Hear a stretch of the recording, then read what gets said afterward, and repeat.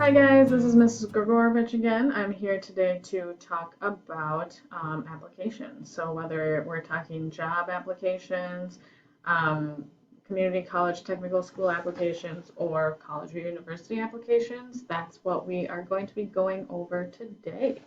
Okay, so first things first, there's this trifecta, just fancy word for what I call the three things that you absolutely are in charge of when you are doing applications.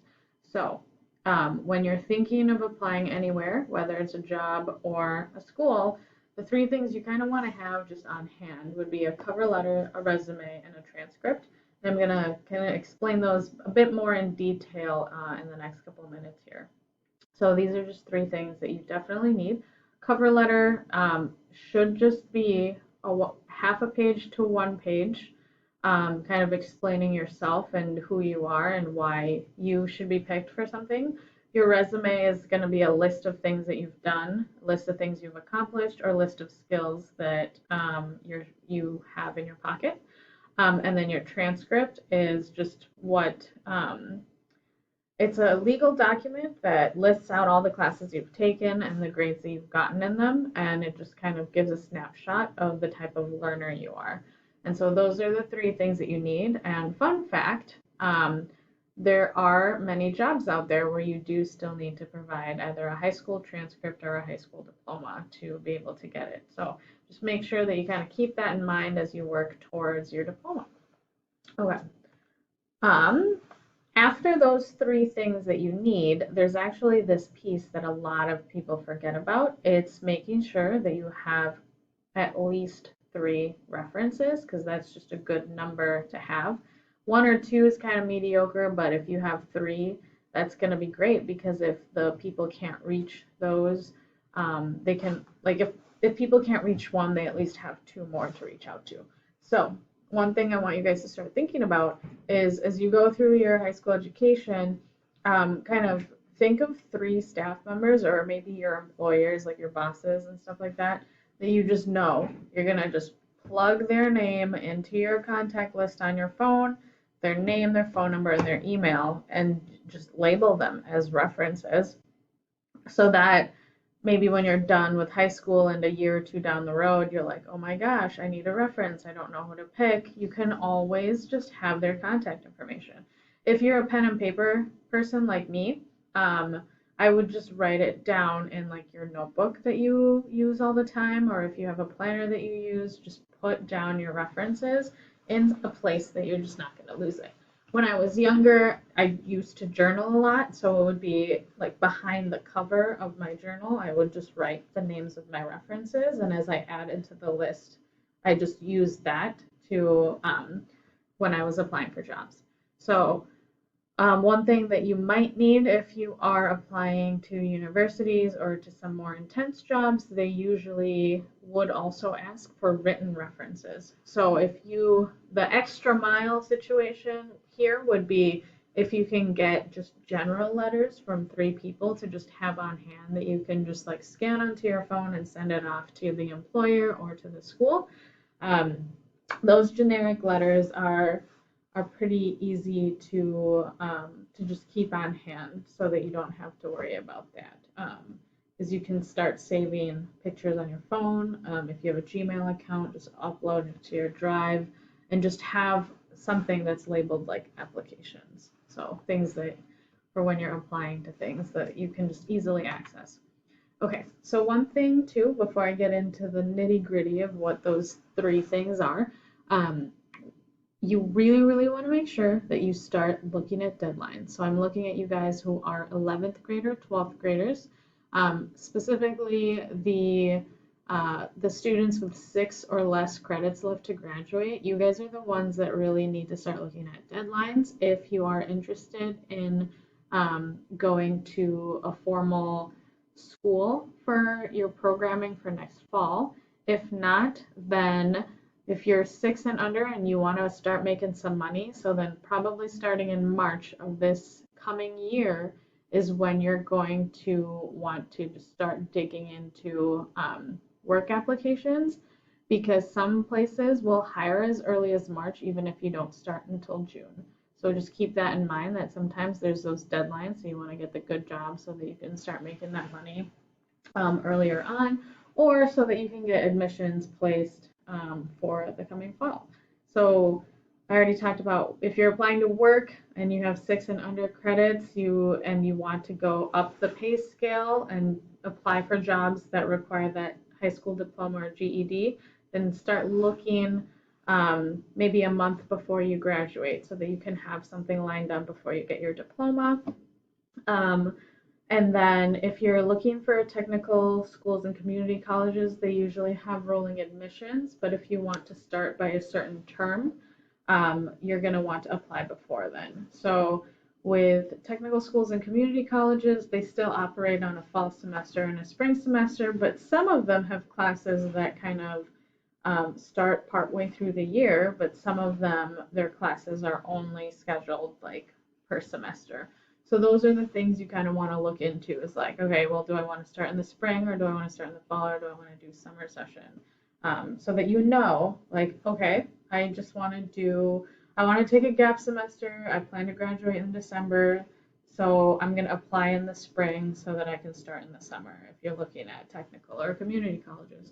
Now, universities and colleges, if you're wanting to go in as a full-time student and going through it like the regular, like stereotypic, I guess, college process, those admissions are only in the fall and then partway through the spring, and then you would get your acceptance letters during that time, or at least by the end of May, June, and then you'd also get your financial aid report at that time. So if you're looking at applying to universities and colleges, this is for the juniors. So if you have like 12 or less credits left, this is for you. You should start, if you have 12 or less credits left to go, you should really start looking at, okay, do I want to go to a formal university or college? I need to start looking at like when during my senior year do I need to apply so that I can get the most money. Why it's important for universities and colleges that you apply earlier than later is they have, when we're talking scholarships, they have a pool of money, and the earlier you apply, that is when the most money there is, right? So if you are a high test scorer and you have like a good, if you make a good case for your presence at their school, there's going to be more money in the scholarship bucket than there will be if you choose to apply like in January. So if you want to take the ACT so that you can get more scholarship money, you're going to want to do that in your junior year so that you can apply in the fall of your senior year and then start racking up those scholarship monies. So I'm going to talk about this in a different video, but I'm going to talk about it a little bit right now, is that scholarships is merit-based. So most scholarships has to do with like your actual academic ability, but there's also grant-based.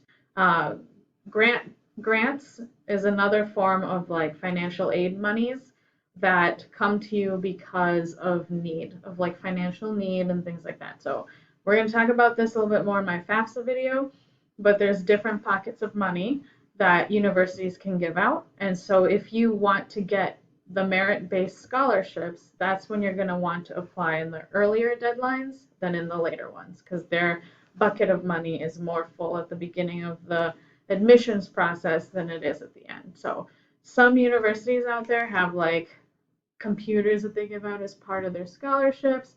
So again, you want to get those before they run out, and so that would be the main incentive for wanting to apply early in your senior year, or early when you have 6 credits or less.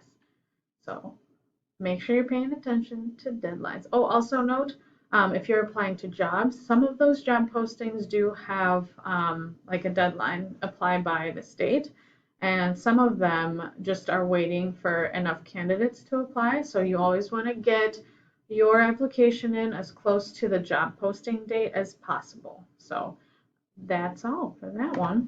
Okay, so big thing with the cover letter is that you really, really want it to be be true to who you are. Most of the time, at you guys' age, a job might not require a cover letter, but it will set you apart if you do choose to write one when you apply. Big thing with cover letter for applying to colleges and universities and community and technical schools is that you don't actually need one for the application. But a lot of times in the online application process, they have prompts. Like there'll be a box that's like, why do you want to go to my school? Why do you think you're a good fit for here? That it's hard to think of stuff in the moment to be like, I guess I want to go here because blah blah blah. Um, so it's just tricky. So when you have a cover letter, it just makes it so much easier to just like have it up while you're doing the online application, and then you're like, okay, why do I want to be at the school? Copy and paste, so that you're not like in the moment having to be like, oh, I have to fill this out right away because if I don't, it's gonna clock out, and if it clocks out, it doesn't save, and then I'm out of like this much minutes that I spent trying to write like a short paragraph about why I want to go to the school. And like that just gets a lot more stressful than if you just have it already and you just copy and paste. So I am going to show some things here when we are looking at jobs and job descriptions. I want to make this a little bit smaller, but it's being really funny to me. Okay. So when we're looking at applying to jobs, specifically, if you're going to write cover letters, so here I'm just using Google as my search engine for the jobs. Sometimes people prefer to use programs like Indeed or Career Builder to look at jobs. I like Google because it tells me when the job was posted, and then is it full-time, part-time, and a lot of times it does tell you how much it works. So when we're looking at that. So I clicked on this customer service representative piece because it kind of has a better descriptor so that I can explain to you guys what I'm talking about here. Okay, so when you're writing a cover letter, you want to look at the job description, and then you want to take things from here and use it in your letter. So for example, they're searching for a qualified person to help their office succeed.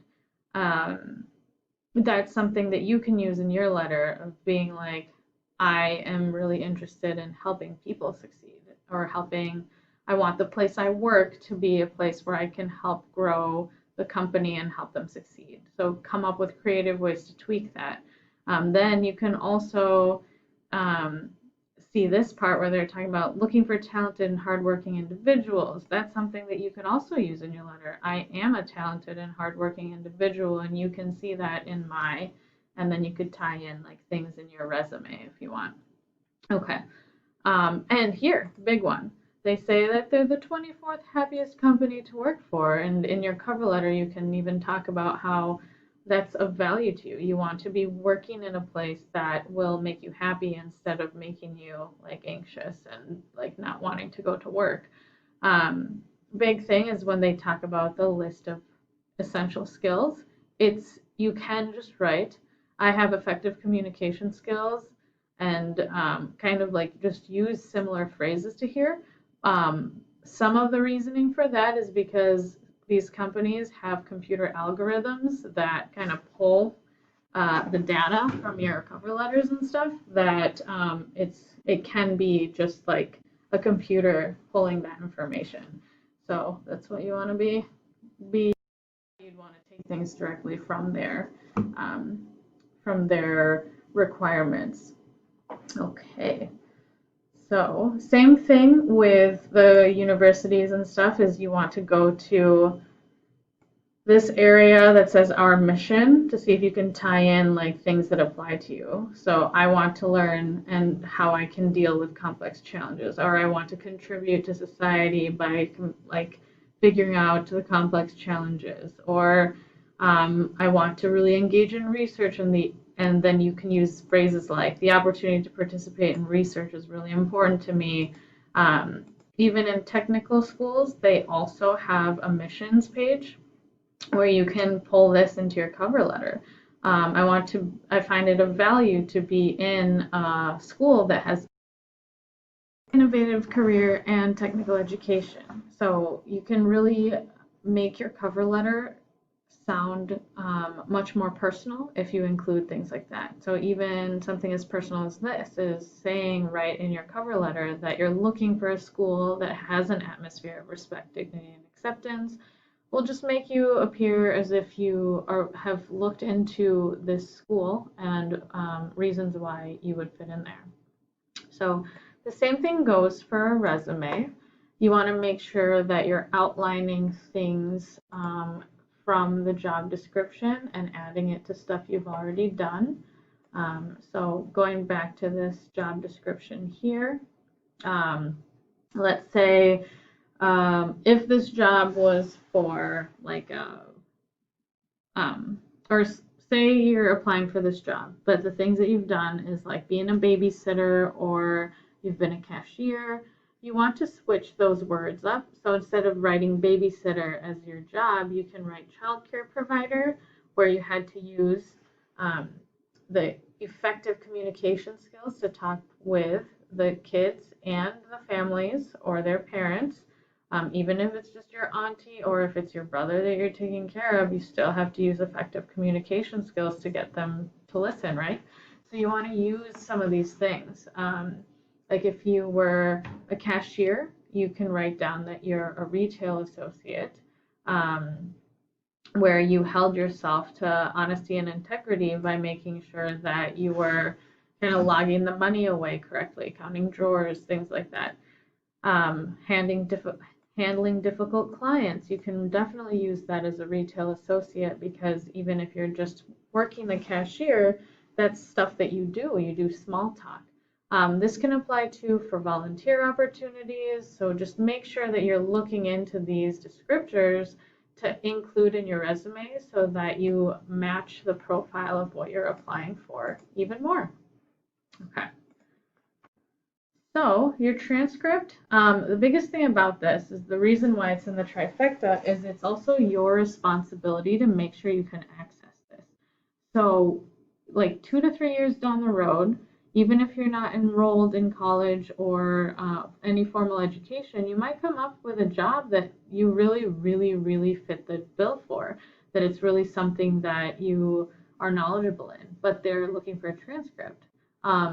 The issue is if you don't remember the school's phone number, things like that. It might be easier now because you can just Google it, but sometimes they might have offices closed. So that's a common thing that's actually happening right now, is because of this pandemic with offices being closed, people are having a hard time tracking down their high school transcripts.